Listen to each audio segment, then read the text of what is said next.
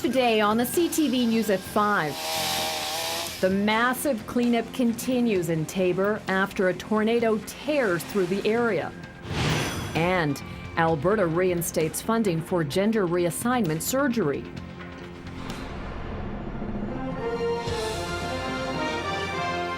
CTV News with Jackie Scantlebury.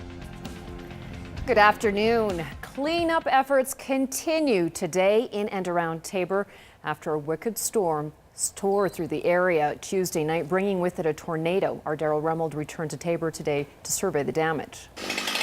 This is what's left of Joanne Lund's once carefully manicured front yard. Her acreage was hit hard by high winds, rain, and hail on Tuesday.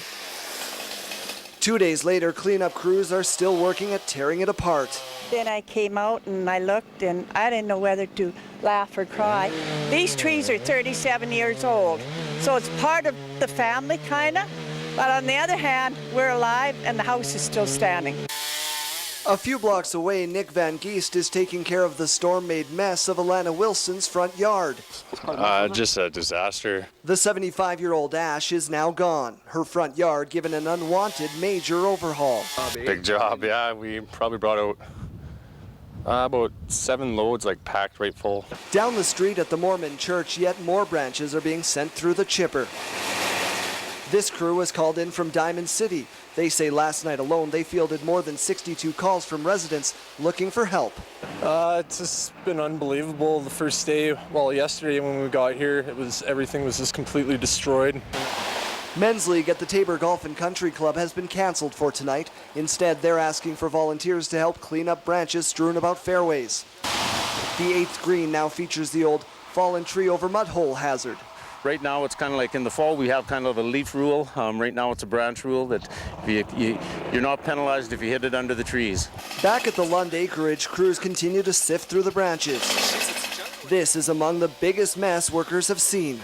Cleanup crews say they'll be in the area for weeks dealing with the aftermath of Tuesday's storm. There is no official cost on damages yet, but everyone who lives in this area says it could have been a whole lot worse.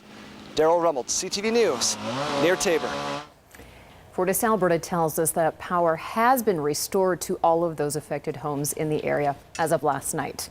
Now, rain from those storms over the last few days has steadily been raising the river levels. The Oldman River Basin, which includes Lethbridge, is now under a high stream flow advisory. The water level has already peaked. However, with more rain in the forecast, a very close eye is being kept on river levels. Advisories or watches have been issued for 6 other river basins to the north, including the Bow River Basin in the Calgary area. And that could mean higher water levels in the South Saskatchewan River as the Bow and Oldman Rivers empty into it.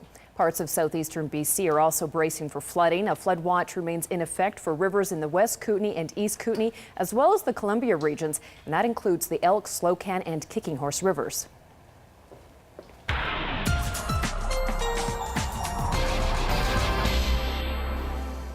Okay, Dory Rossiter, let me get this straight. Sun, then showers, sun, then showers. It's a pretty good job you've got these days. Yeah, it's like a tennis match, you know, watching it go back and forth between the cloud and the showers and the sunshine, and that's the pattern as we head into the weekend. We're still in a very unstable air mass, although we did have a nice little area of high pressure slide over southern Alberta this afternoon. Actually, much of Alberta was under that, but we have another low pressure center that's just on the edge, waiting to move in, so we'll start to see some shower activity again tomorrow. I'll have more details coming up in a couple of minutes. Thanks, Dory. Well, a 20-year-old Lethbridge man has been given a fine and had his driver's license suspended after a fatal skateboard stunt. Last September, 24-year-old Jordan Crane died after being towed on a skateboard behind an SUV on Red Crow Boulevard in West Lethbridge. Crane and another man were holding on to the side of the vehicle when Crane lost his grip and then fell under the rear tire. Today, the driver of that SUV, Justice Crane, was fined $2,000 for careless driving and had his license suspended for 90 days. Medicine Hat police are apologizing after mistakenly telling a woman that her husband had been killed in an accident. 31-year-old Melanie Halls was told that her husband Greg had died in a motorcycle crash early Tuesday morning. But after checking further, police discovered the bike had been stolen and that Hall's husband was actually okay. The Medicine Hat Police Service says the department will be reviewing its next of kin notification practices. Hall says she accepts the apology but hopes that nothing like this ever happens again. Terry Boat reports. They asked if they could come in, that they had something to tell me. Melody Hall says she knew something wasn't right when 2 police officers and a victim assistance worker came to her front door. A police officer sat down next to me and said, "I'm very sorry to inform you that your husband has been killed in an accident this morning." Hall's immediate reaction was one of denial. She had seen her husband Greg only a few hours earlier, just before he drove to work that morning. And I just automatically said, like, what? When did this happen? What time did this happen? And he said it happened at 1:00 a.m. on his motorcycle. And I automatically knew that that wasn't right because I'd seen my husband at 7 o'clock. Hall says the officer then asked about Greg's tattoos and discovered they were different from the ones on the person killed in the motorcycle crash. And that's when he was like, And he looked at the other officer and they said, well, we've got a mystery to solve. Melody then led police to the backyard. They checked out the garage and found the padlock was broken, the door was wide open, and Greg's motorcycle and helmet were missing. Greg says police used the license plate to check ownership.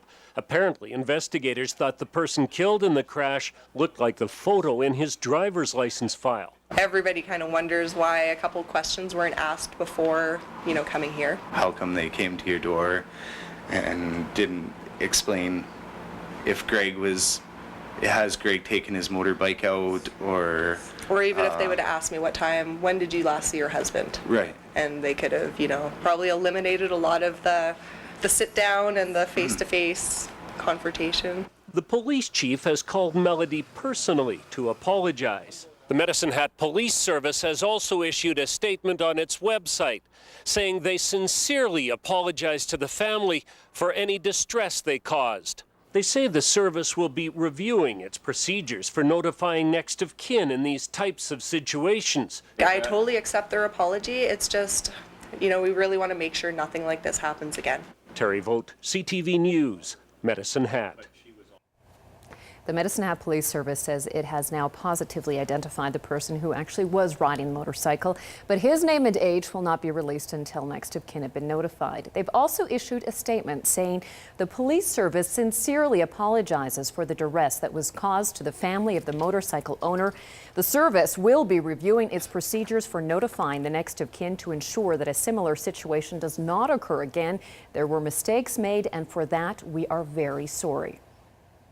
A Lethbridge woman charged with defrauding a senior out of nearly $80,000 has died. 66-year-old Lynn Faye McCracken was facing charges of theft over $5,000 and as well as fraud over $5,000.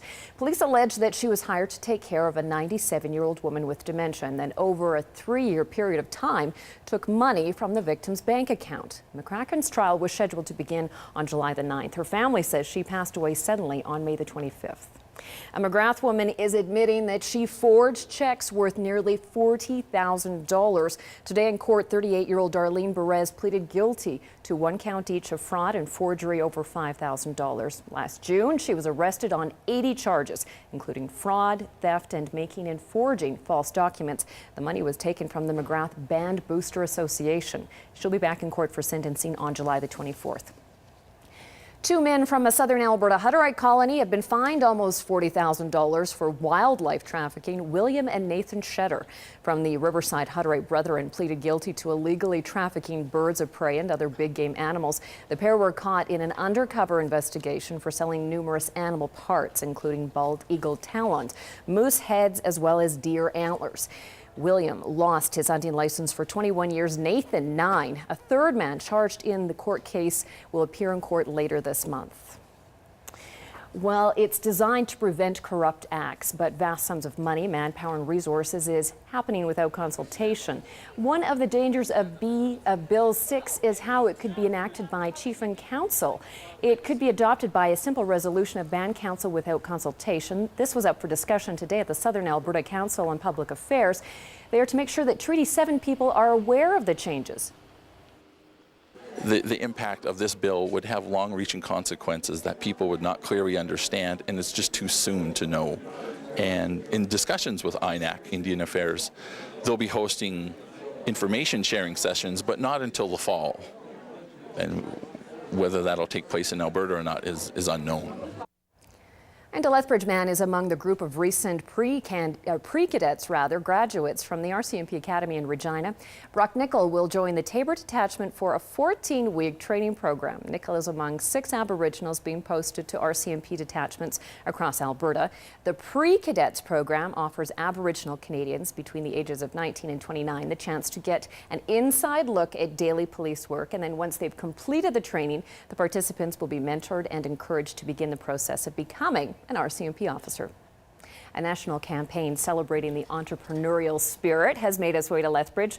The Startup Canada campaign is asking for feedback from small business owners on how they can be more successful. Economic Development CEO Cheryl Dick says research shows 60% of Lethbridge residents are employed by small to medium-sized businesses. Lethbridge is one of 4 Alberta cities to participate in a series of town hall discussions on the future of business in Canada. Rick Spence says entrepreneurs are the lifeblood of the Canadian economy, and business owners need to help continue to move the country forward. Because we've got great entrepreneurs, we've got great success stories, but we don't have enough of them, and we have to get more. We have to solve the problems of unemployment, the lack of innovation, the declining prosperity of a number of communities across Canada, and I think entrepreneurship is the way to do that. Startup Canada will be holding a town hall tomorrow from 9 a.m. until noon at the NMAX Centre Lounge in Lethbridge. The event is open to the public. On the markets today, TSX went down, but the dollar went up. Here are the final numbers.